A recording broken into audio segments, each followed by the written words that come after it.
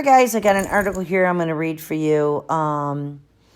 It's an article about more than 120 retired generals and admirals signed open letter questioning Biden's mental health and backing Selection F claims, which that's how the American people feel. A lot of them, anyways, the ones that aren't watching the propagandist news stations like CNN. But I'm going to go ahead and read that for you. A group of more than 120 retired military officers have written to the President, Joe Biden, to tell him his selection was less than legitimate while questioning his mental acuity.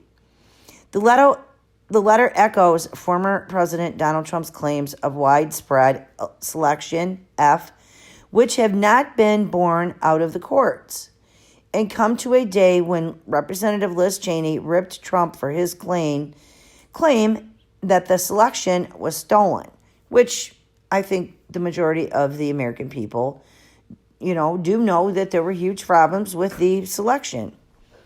Without fair and honest elections that accurately reflect the will of the people, our constitutional republic is stolen. This letter is from retired officers, says. The group calls itself Flag Officers for America and consists of retired military officers, including generals and admirals. The FBI and Supreme Court must act swiftly when selection irregularities are surfaced and not ignore them, as was done in 2020, they wrote. The letter called for an open letter from retired generals and admirals was reported by Politico. It echoes Trump's claims that absentee ballets are not secure as it goes after Biden, who serves as commander-in-chief of the military. Selection integrity demands ensuring there is one legal vote cast and counted per citizen. Legal votes are identified by state legislators' approval, controlling using government ID, verification signatures, etc., they wrote. Today, many are calling such common sense voter ID controls racist, in an attempt to avoid having fair and honest elections, using racial terms to suppress proof of eligibility itself and tyrannical intimidation tactics, they wrote.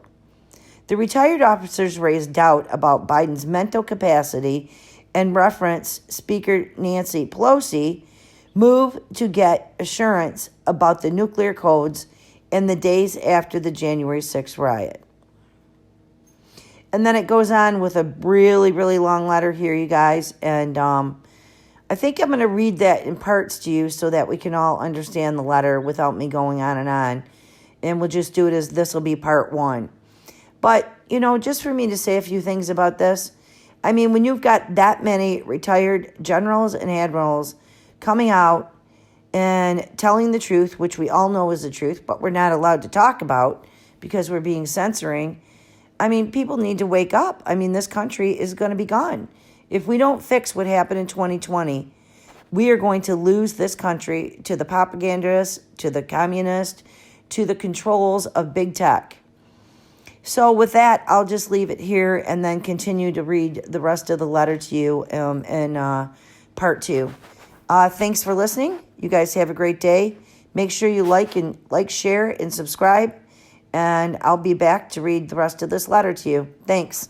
Bye.